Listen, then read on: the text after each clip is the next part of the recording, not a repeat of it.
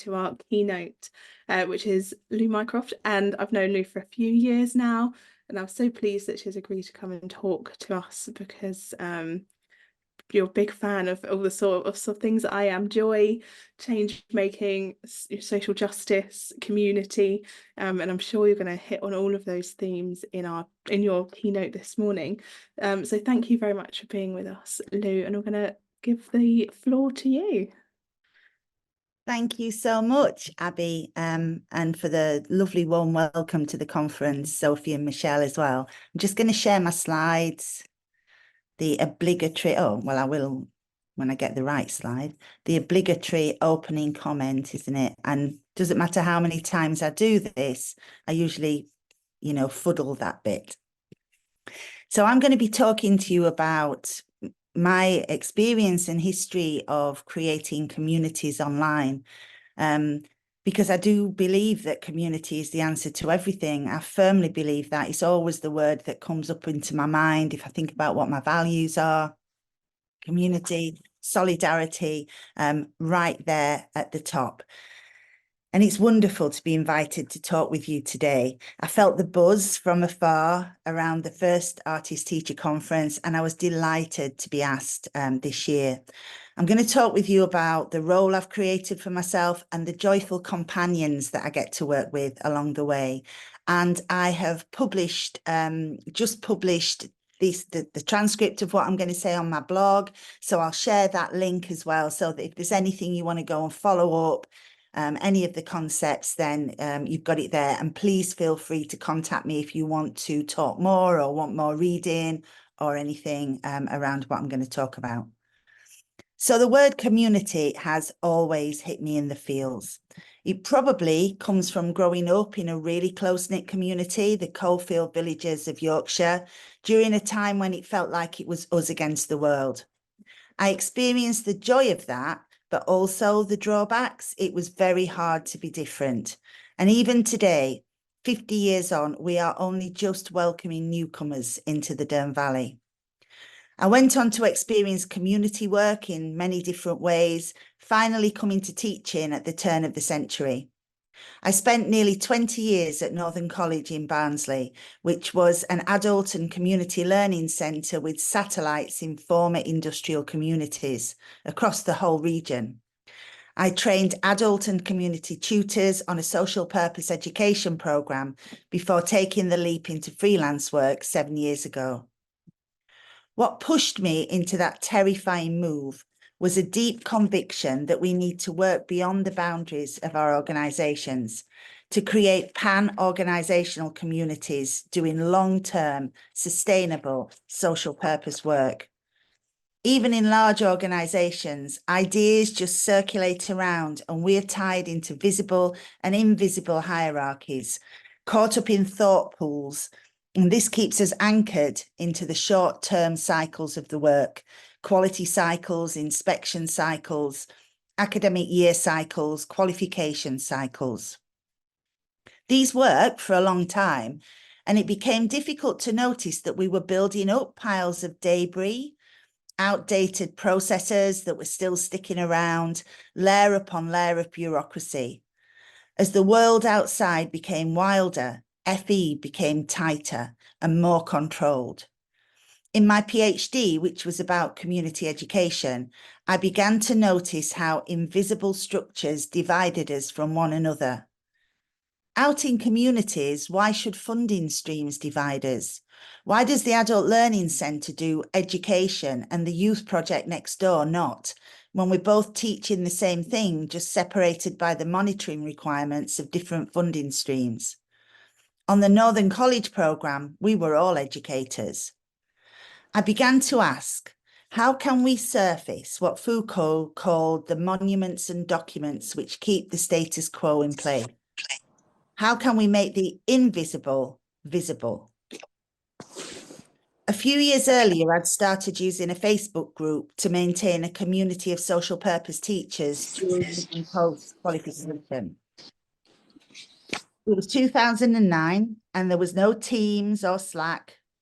This innovation had a huge impact on engagement, retention, and achievement, but it was viewed with suspicion within the organisation.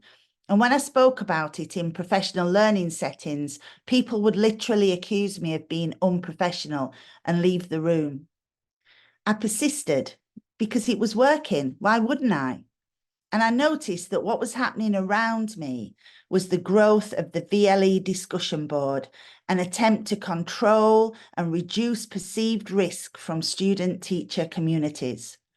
Of course, student teachers just created their own Facebook groups without their teacher being present, with no tagging, no GIFs, no emojis, photos, no easy user interface on the VLE. Why wouldn't they? So even as FE was closing down on social media communities with the help of expensive edtech, I was finding people who were breaking boundaries.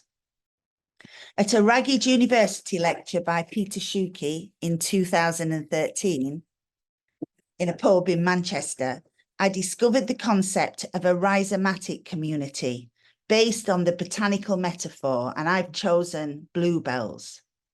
That's English bluebells, as somebody bossily informed me at a conference once, not the Spanish invader. Bluebells and other rhizomes are notoriously difficult to control. Some of them are invasive weeds that rightly vex gardeners and biodiversity specialists. Japanese knotweed springs to mind. You might plant some bluebells or you might not. They might die back in your garden or come up under the neighbour's fence, carrying their rhizomatic tendrils underground. I love this, as you might imagine. Not closed teams, but constellations of people tapping into their own power to communicate, curate, share ideas and intelligence beyond the boundaries of their organisation. Through Shuki's lecture, I got involved in Rhizo 14, a 4-week international COOC, community open online course. MOOCs, massive open online courses, were just gaining popularity, designed by the tech giants, of course. But Rhizo 14 was one guy, Canadian Dave Cormier, setting a provocative question at the start of each week and inviting people to respond across a range of social media platforms connected by the hashtag Rhizo14. It was exhilarating. Of course, people did what people do. There was a schism between those who had read the rhizomatic literature, not me, and those who hadn't, me. It seems bizarre, but look at where we're at 10 years later with all the binary shouting on socials. People gonna people. But I have to say at this point that in 15 years, I have never been trolled, and I've rarely seen any unkind behaviour in the communities I've co-created. Our teacher education community became more rhizomatic. As the marketing department ground their teeth, we rebranded ourselves #TeachNorthern, and the hashtag began to connect people across socials, people in some cases who had never been to Northern College, but were attracted to the social purpose education approach. All that stopped when Northern College and I agreed to part ways in 2016. And that taught me the wisdom of never anchoring a rhizomatic community to an organisation. Teach Northern continued for a while, but I couldn't be part of it. Another hashtag emerged and stuck around for a time. #WeAreBluebells. I licked my wounds and learned my lessons. By this time, I'd started my PhD, which also had to be disentangled from Northern College, and I was finally reading that literature around rhizomes. Lots of research had come out of Rhizo 14 too, and I'd begun to learn about territorialization or colonization, the way in which those structures and hierarchies reclaim the rhizomatic spaces, tidying them up into institutionally controlled professional platforms, which were described as accountable. Accountable to whom? We'll come back to that word. Meanwhile, those of us in the rhizomatic spaces who didn't want to be controlled, nomads, picked up our things and moved on. Some stayed behind, new people joined us on the journey, and that's healthy. It's not a bad thing. because people gonna people, settling in a space means that even we, over time, draw those unrhizomatic walls in around ourselves, and suddenly we're not a constellation anymore, but a closed group.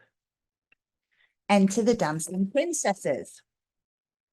This was a trilogy of books determined to remove the Cinderella metaphor from FE once and for all and replace it with the rebellious story of the princesses who sneaked out each night and danced their shoes to ribbons. With my colleague Jane Weatherby, I began to write about creating spaces to dance, to find the creative wriggle room in a sector which was becoming increasingly controlled. It hit a nerve, and educators began identifying themselves as dancing princesses. A new hashtag community was formed. The Dancing Princesses became a movement for a time, with new research, events, and professional relationships formed, notably a close connection between HE and FE researchers, which more or less resisted power imbalances. I was freelance by this time and working on the Education and Training Foundation's Advanced Practitioners Programme, so this is work funded by the government. I'd learned enough to push for a hashtag early on, because despite good intentions, people who said goodbye with enthusiastic promises to stay in touch after each training session rarely did, once they were back to the urgencies of the day job. AP Connect carried the emoji of a shooting star, as Dancing Princesses had adopted the dancing lady emoji to represent a constellation of practitioners. The philosopher of hope, Rebecca Solnit, writes that the stars we are given, the constellations we make. My colleagues Jos Kang, Poonam Khosla and I set out to create what we were now calling a pan-organisational, pro-social community of practice. We were still constrained by the contract we'd agreed to teach them this, they do that, and write it up in a report at the end. But we subverted where we could. The community moved away from the discussion board we'd inherited into a Slack space where APs could hop on a chat or a Zoom, and the external carapace continued across social media, connected by the hashtag. AP Connect finished in 2022 after a good 4-year run. It was the right moment, nomadic, and the work continues in and across organisations. Kirklees College's Think Fest, Chesterfield College's Leaving the Big Light On, are online professional learning events and also networks, and there are many more. They still use the hashtag AP Connect sometimes. The Education and Training Foundation's approach to networks faltered, as there was no effective virtual architecture to keep things going between events, not even a hashtag. AP Connect brought another colourful character into our lives. We noticed that the final reports, written quite naturally in FE speak, were drained of colour. The many beautiful practice artefacts created during the year were left on the cutting room floor, scattered across the community spaces, but never curated. I'd encountered the blue satin bowerbird during my own research and used him as an analysis companion to collect the blue shiny things of my research. In his natural habitat in southern Australia, the bowerbird creates this gorgeous bower each mating season, not to live in, but to attract a mate. He decorates it with his own blue shiny things collection, blue straws and bottle tops, even a condom wrapper that's chopped off the bottom of that photo, the detritus of human life. The female comes along, chooses a bower, and the other bowers get kicked over, the blue shiny things scattered to be repurposed next time. I found it a compelling metaphor, and even more so when I learned that while the younger females choose the best bower, the older birds go for the best dancer. A metaphor for a life well lived right there. We encourage the APs to collect up the blue shiny artifacts of their own practice and curate them into blogs, podcasts, images, tweets, and articles instead of the conventional report. This way, they were shared immediately across the broader community architecture for inspiration, ideas, learning, connection. ETF were happy because they could also be packaged up and put on a website, but the energy stayed in them, in the community. That's where the energy was, as they were rediscovered and repurposed by others. All these companions, bluebells, shooting stars, dancing princesses, bowerbirds, share a philosophical genealogy. Directly and indirectly, filtered through the ideas of 20th century thinkers, they come from the work of Dutch Jewish philosopher Baruch Spinoza, writing in the Netherlands 400 years ago. His major work, Ethics, had to be smuggled out of The Hague when he died because it flew right in the face of the thinking of the time. Unlike those Enlightenment guys whose thinking came to dominate human consciousness, he did not separate out nature and culture, body and soul. He believed that God, however we define that, was in all of us, and not just dancing princesses, but bluebells, stars, and bowerbirds too. We share a life force, and that life force he called Zoe. Through reciprocal exchanges of Zoe, we generate joy, a desire to live, to survive, and to survive well. As you'll gather from the title of his magnum opus, Spinoza was concerned with ethics, the human expression of values. He was also writing in Latin, which gave him two separate concepts when he wrote, inevitably, about power. Potestas is power as usual, power as we know it. Hierarchy, structure, clout, power over, often connected to the individual and held up by those invisible structures and systems. Later thinkers came to conceptualize this as the tree, standing strong and solitary, though, as we'll explore later, we know enough about trees to trouble this metaphor now. Potentia, though, was the concept that I took from Spinoza's work, a different kind of power. Collective, rhizomatic, joyful, activist, change-making power. Power with bluebells. In 400 years of virtual suppression of Spinoza's work, and I'm glossing over the many times he was pounced on and discarded because he's impossible to fit into political ideologies. We lost that word, potentia, that concept, and the hope that there was any other kind of power than that laid down by hierarchy and capitalism. In FE, we became infantilized by being told what to do all the time from the government down. I told you I'd return to that work, accountability. It's used in FE and in all public service as a synonym for compliance.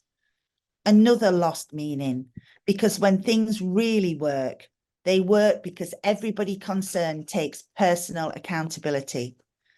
Discovering potentia gives us a chance to recognize a different power within us. The advanced practitioners and others since have seized the opportunity to step into their own potentia. They may not be part of the senior leadership team, but in many ways that gives them more of that wiggle room, more of a space to dance. Yes, they are dancing princesses, but we can't keep hold of those metaphors once they've had their day. With the discovery of another bit of theory, advanced practitioners and others began to see themselves as golden unicorns. Yep, it's an actual business term. Golden unicorns are those people in organizations who know the history and culture of the place, who can read the relationships, who know how the photocopier works. They are full of potential, but so often it's locked away because they are fed up of being unappreciated, overlooked, their ideas ignored. We worry that meetings will be dominated by the loudest voices, while not noticing that others have withdrawn their voice as the only expression of power they think they have. Enlivened, they are change makers. Imagine the locked up potential in our organisations. Imagine on a much bigger scale what our societies could look like had the concept of potential not been locked up in Latin for 400 years. But we are where we are.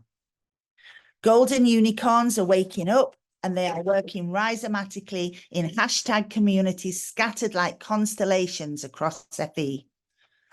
At the start of lockdown, I co-founded what was at that time the ultimate expression of rhizomatic work in my experience, Joy FE. It's literally our 4th birthday today, and you can find our celebrations in images, words, and song across social media by following the hashtag. Joy FE has no constitution except to be joyful, no central organising committee, no membership, money or bank account. Anyone who touches Joy FE, even peripherally, is part of it if they want to be. Everyone is invited, as our Joy FE colleague Sammy White always says. You've heard from Abby this morning. You'll be hearing from the extraordinary flower fairy, Tracy Boysen, later. Tracy and Abby are part of a shifting community of active volunteers. We ebb and we flow and we fly in the V formation of geese. Always somebody leading on an initiative with their own potential, but never the same person at the tip of the V. When one of us gets tired, as I did recently, others fly beside them until they pick up again. It is a glorious expression of potential. Our hashtag is always accompanied by a yellow heart. Why does any of this matter? Why is it important to keep on the move, to resist being colonised, even as we comply with what we have to within our organisations? You're artists, you all know that. Your own potential is a freedom of expression that flows into your art and out through your art to the wider community. We all know that art changes things. We live in a chaotic, terrifying, and ever-changing world. The pace of change has picked up exponentially over the past decades. Crisis is always with us. Leadership research tells us we have to be prepared to be adaptable. We are suddenly finding that those unseen structures and hierarchies are preventing us from doing the long-term thinking we need to do about the major issues of our day: climate justice, AI, mental health and well-being, anti-racist work. Our short-term sticking plasters are bursting apart. The time has come to be more nomadic in our thinking and our practice. The time has come to cooperate, to co-create, to work collaboratively and anti-competitively, pro-socially and pan-organisationally. My most recent work is a devolution project in Warwickshire and the West Midlands. What on paper was a green skills boot camp for teachers has become green change makers. Our emoji is a seedling or sometimes a green heart. The training programme was not facts and figures about global burning or the loss of biodiversity. Facts and figures are available everywhere if we have the information literacy to curate them.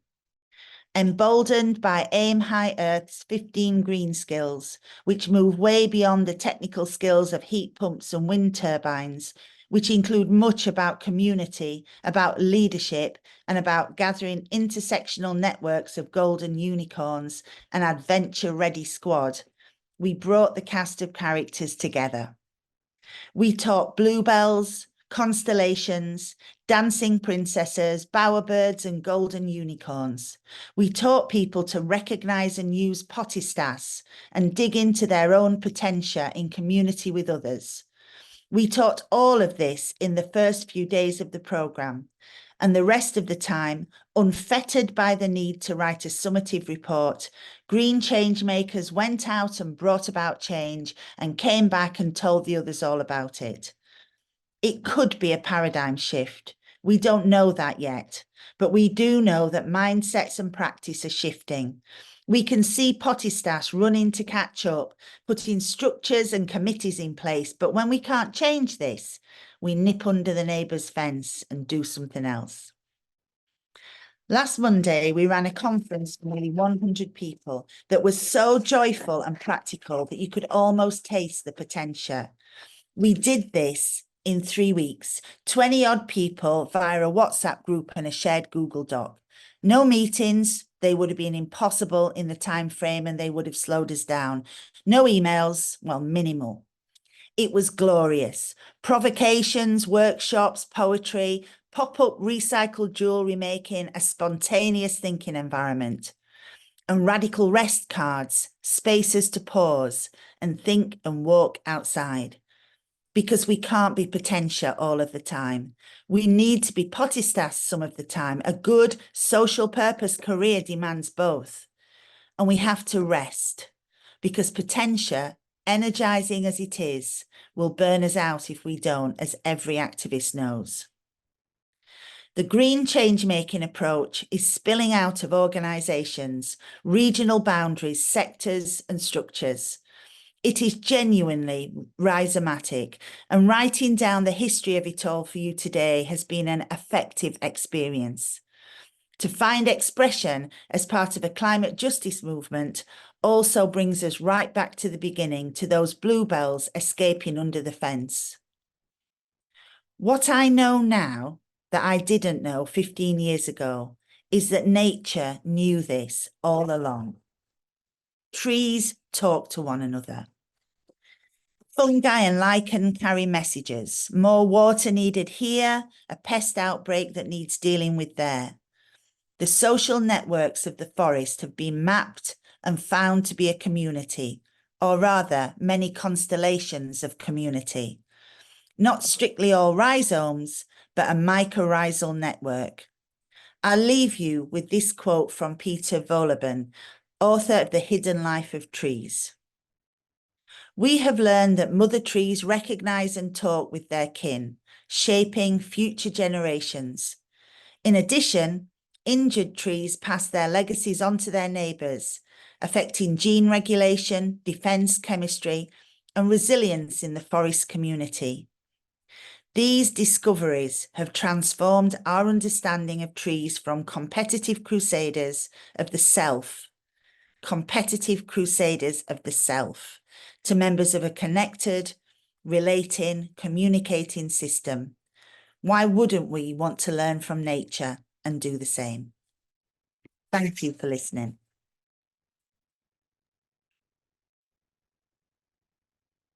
Thank you so much, Lou. I always enjoy hearing you talk. I hope this has brought you to a new audience, hopefully. Does anyone have any questions for Lou? We've got about 10 minutes before we're going to go off on our first comfort break. I have lots of questions, but I get to talk to you quite often, so I'll hold back for just a moment. But we've got some love from Susan Coles for The Secret Life of Trees in the chat as well. I'll kick things off then. I guess my first question is, if you had one piece of advice for us growing our very new community online, what do you think it would be? I think, Abby, I would say don't accidentally close the boundary. I think that there's room for closed supportive communities. So I'm in a small community of working class academics and we meet once a month and we rant and, you know, that feels very safe. There's room for organisations, of course. But I think sometimes we can start to think, and we did with Joy FE, you'll remember this, there was tension in the community for a while because there were people who were saying, well, why can't we monetize this?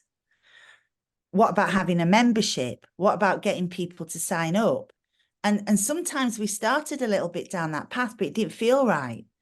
Because as soon as you monetize something, you know, it's just different. As soon as you take funding, there's an ownership over that. And so I would say that you have a wonderful rhizomatic hashtag community. Whatever else happens, keep that open to all. And I think you only asked for one thing, but I think a follow-up to this, and again, something that we have really learned and worked on with Joy FE, every now and then just scan the room. Does everybody look like you? And if they do, there's some work to do. Brilliant. Thank you so much, Michelle. You've got your digital hand raised. Oh, well, first of all, thank you so much. I mean, it just feels like spring has arrived right here. That was just brilliant. So that those messages about potestas and potentia, I think we're going to be talking about them in our staff meetings, actually. Diane and Sophie are nodding. But my question, Lou, that you started by talking about community and solidarity, and those are such precious principles and values for me and so many of the people I work with. NSCAD is a membership organisation, and you know, we have a lot of functions that are quite different to the ones being described here. But actually, a big part of our function, as I see it, is to support these rhizomatic communities, and we embrace them, and we grow them from within membership too, and kind of, you know, off they go and they do their own thing. So the question is, what's your advice for organizations, institutions? How can they be allies for these communities? Thank you so much, Michelle. Well, I mean, I want to say, first of all, I want to affirm and appreciate what you're doing, because you're doing exactly the right thing. I was lucky enough to study with Rosie Braidotti and learn so much of this stuff at the University of Utrecht summer schools. And she taught me, she said, a good career is 2/3 potestas and 1/3 potentia. And of course, you can dial that up and down. I wouldn't be doing what I'm doing now if I didn't have influence. I might not be like head of an organization, but I've muscled myself into a place where people listen. So you need that potestas. So the organization, the membership organization, is the potestas, because you will, I assume, have roles around influencing policy and all of that stuff. And then your potentia, your partner, but it's more than a partner, isn't it? This is not a service level agreement. This is the bluebells naturally growing under the walls. And I think you're getting it just right. And I guess the advice is always to keep an eye on the balance of that. Because if the community gets, I mean, the community can get as big as it wants, but can the organisation still continue to support and service it? The organisation grows and gets big, and it eats up part of the community. So yeah, it's all about the balance, which we learn from nature too, don't we? Oh, we do. Thank you. I'm going to take those words and bank them. Thank you so much. That is wonderful. That is wonderful. It was, I mean, your appreciation about spring has come. It's just the best I could have said. And I sat, you know, I sat pulling everything together. And as I did, I just feel that there was a flow to this. The invitation was this spark, Abby, for all of this. I haven't written all of this down before, to just flow out. And I'm going to be walking on a cloud today, appreciating all of this stuff that's happened. Wonderful, thank you. Any other questions from the audience? They're off. I can hear sound coming from somewhere, but I'm not sure where it's coming from. Just so much appreciation in the chat for you, Lou, as well. Hopefully you've seen that. I just want to thank you for joining us. Obviously, we met a few years ago now, literally on Twitter through a hashtag, which was the, you know, the spark for me to do this kind of work with this community. So it's just wonderful again, and I see who is in the audience today, and so many people from different parts of my professional life come together. We've got Karen from Space Studios, who I do work for. We've got Tracy with us, and we've got Sam, who done our keynote last year. So it's just wonderful to see everyone coming together in this space. And I will encourage people, do connect. We often say at these talks, saying we reach out to us and talk to us on social media or email us, and rarely people take you up on the offer. So please do. I know, Lou, and I know it's a genuine offer, so if you want to talk more, please do. And I see you've just popped something in the chat there. What's that? I have. So that's what I've just said on my blog. It is, you know, this always happens, doesn't it? As I've read it through, it is absolutely full of typos. So just please forgive that. But I wanted to get the link ready so people could pick it up if they want to reread it. And can I also apologise? I would love to stay with you for the whole session. But Saturdays is the day I spend with my mum, and I was really happy to go over there late because I wanted to do this so much, but I am going to get off there now. But I know you're going to have an absolutely wonderful event. Wonderful, thank you. And of course, we have recorded Lou's talk as well, so you can listen back to it once that is made available to you. So yeah, just one last round of appreciation for you, Lou. Go and enjoy the rest of your weekend, and we'll see you on social media, if nothing, if nowhere else. Thank you, everybody. Do connect and have a brilliant day. Bye. Thank you so much.